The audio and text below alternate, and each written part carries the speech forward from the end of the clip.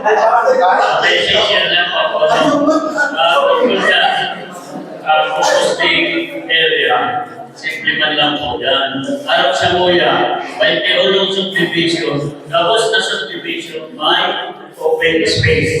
Napakulay pa kami ito na kaya maganda mag-open sa parte ng open space nila. Yung nabukulong, doon na ito. Bawat homeowner, so kanya-kanya, napakarami nun. Maliit lang na espasyo. So, talagang sa dahil ko ba yung pinit ng engineer na Pilipino. Wala lang po kung dahil alay-alay mo na po ng barangay, minsan nakikita kami mga kalipas, nagdoon kami sa madara. Tumami na ang sarap pasilidad tungkol sa basura na katalig daw ni munisipyo. Buong Bulacan sa inyo, tinipitan namin sa basura dito. Yung mga dapat, inadam lang doon sa imbudo ng natulang makina. Pagluwas kayo naman, iwalay na yung fertilizer.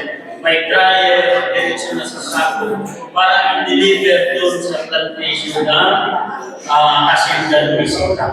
Yung organic materials. Kung sa Nasistoya, hindi ko ay kung sa Kristo lang yun, ay present niyo sa Pasig. Dahil sa sentro, milyon, makina na po, inabos ba yun lupa. Sa Santa Rosa, Laguna, ay gano'n na din ang buwan. At tapilang yung palengke, ang basurahan nila. Walang naaamon. Makina po yung paglabas mo na wala yung nakablocking yung mga plastic. Yung mga ginagawa mo ng lahat, sinadala, pinag-usap na ng mga pabrika. Yung po isang option dito sana sa atin. Kaya lang, siyempre, parang milyon yung sa gano'n, hindi pwede yung bukas na. Yun talaga. Pero yun po, pinaka-moderno na parang sa pag-teacher na Thank you po. Thank you po, Kap. Sa paano mo na? Paano? Sa tekelo ng mga pagkalo. Paano po? Pwede po ba tayo, pwede po i-consider natin yung waste energy technology na nauso ngayon sa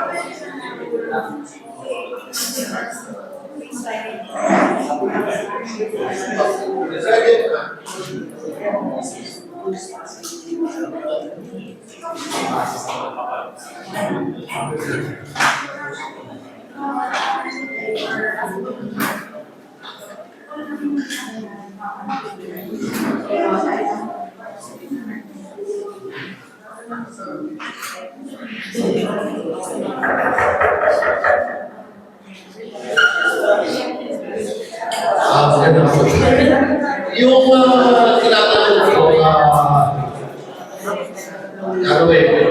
pwede po.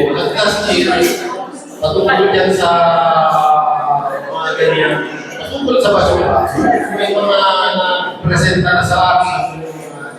Kaya lang, sabi ko nga, considering na may mga ganyan, isang sa problema natin, isip funding.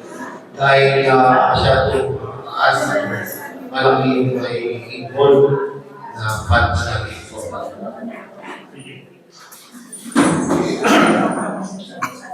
Good afternoon, Mayor. David Sanchez, Mayor, may problema kayo sa basura. Ako hindi ko wala, naaalala ko ito.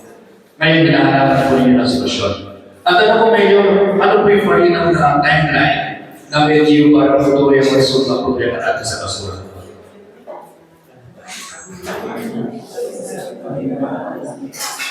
Ito po ay unang natuloy-tuloy po ang koleksyon natin at pinag-ahapon. Patuloy po na maasa po na may maayos po ang pag-ahapon at pagtapoy lang. At patuloy din naman po ako nakikipag-negotiate sa ibang bayan na magkameron kami ng agreement patungkol po dyan sa pagtatapunan. Agreement na magkameron kaming sharing kung magkakamerong engineer sa Rinaldi. Patuloy ko yan. Hindi ko muna magbabanggit ng bayan dahil ayaw hindi naman po mag-present ang pangalan ng isang bayan dahil patuloy ko yan sa mayor kasi baka maalam pa naman yung bayan nila. Kaya ako naman po ay sabi ko na patuloy ko ang negotiation. Kasi hindi naman po ako ayaw ko pag-ibig ng bayan.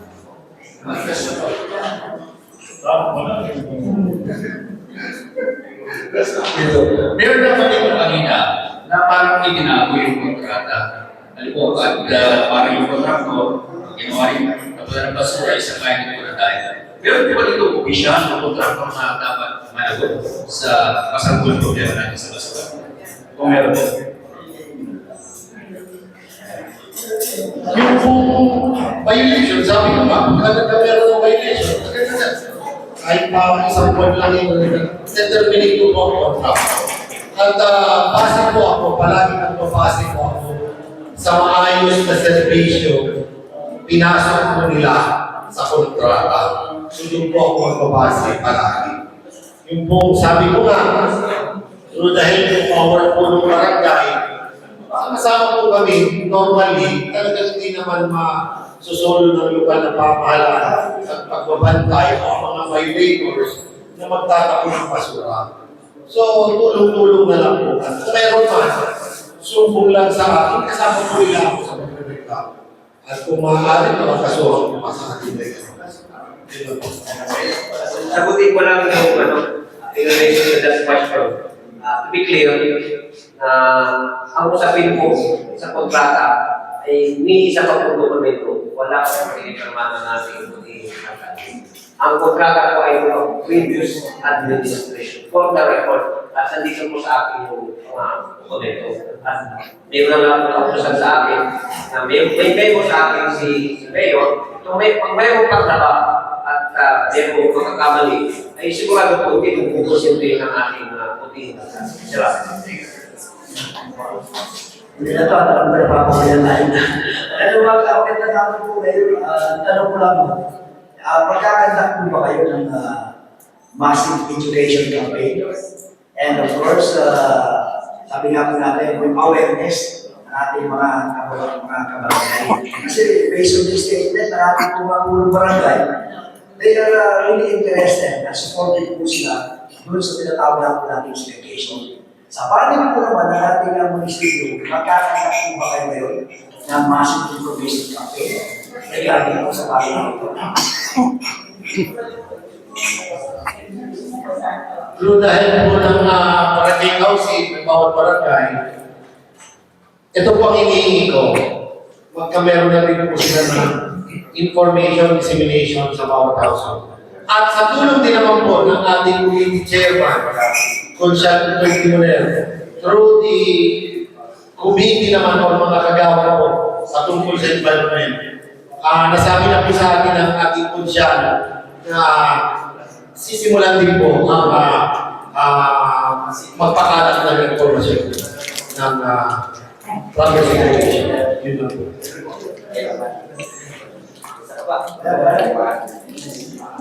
Last na lang po. Hindi ba? Pero ngayon, kung sakali po may fisherman kayo, kung sakali po may ibang company na papasok dito at mas maganda ang iyong o mas mababa, willing po ba kayong tumanggap ng iba pang private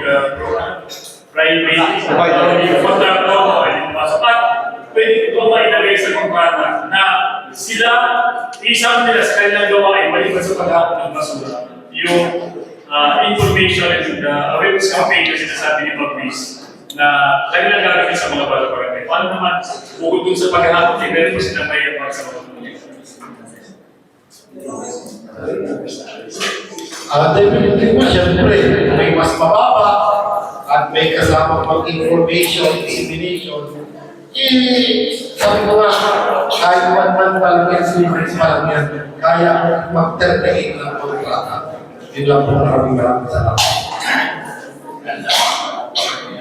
Follow-up na lang po dahil masisipag naman ang mga kapitan natin. hindi yan papayag na pakulaan, lalo-lalo na sa basura. Kaya lahat yan, support ng Barangay Council para pagtulungan natin usapin sa basura.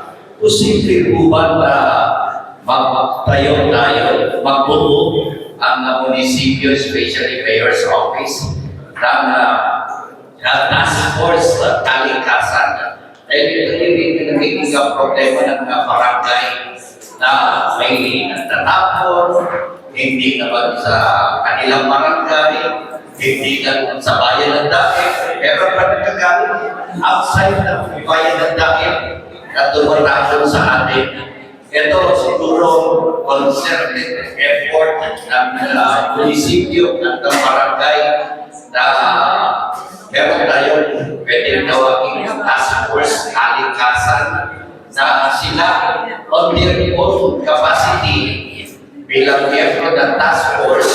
Nandiyan si Kaputoy, si Consiano Toy, ang Committee on Environmental Protection and Ecology na pwede mamunok para talagang may mandato na sino man ang magtapon ng basura dyan, kunin ka na siya ng suporta ng Mayor's Office.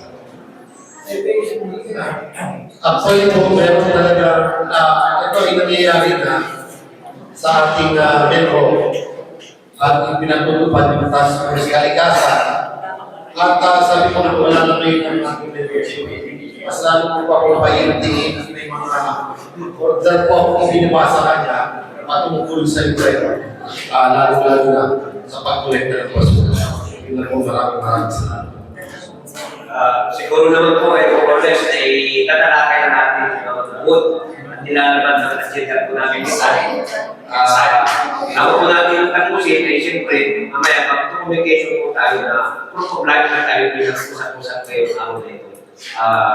Last na palagalita, ensayo po ng ating mayor, and let's call it a day, a fruitful and productive dialogue meeting with Puno Barangay sa mga huling ng mensahe na kailangan po ng ating buti ng galing. And of course, yung ating kaibigan si Councilor Mayor.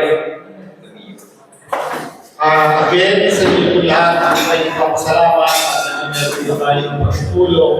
Masahan po ninyo na ito po mga pag-usapan natin dito. Lalo-lalo na sa part ko bilang bayan. Ito po ay sabi ko nga, mangyayari ito. Tutulong po ako sa inyo at wala po akong mapagkakago. Yan ka pinatulungan ito ang trabaho ng pinatulong bayan. Sa inyo po, hindi po sabi ko ako na patulungan po natin yung mga patungkol sa basura ang mga gawa natin. At sa mga kababayan ko naman po, nakikinig kayo, sana po unawaan niyo po kami at tulong-tulong po tayo ng isa sa pagpatupad ng proper segregation ng basura. Yun lang po. At tingnan mo rin po na hindi tayo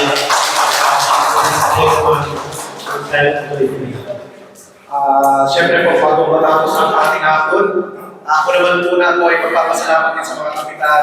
Sa inyo pong lahat, lalo na din po sa mga kagawa in charge on environment sa iba't ibang barangay ko. Ako po yung lagi po talagang nagpapasalamat ako dahil sila po ang naging katuwang ko simula po nung mga nakarang araw ay sila po talaga inag-usap na po, hindi na po nila kailangan ng meeting po namin.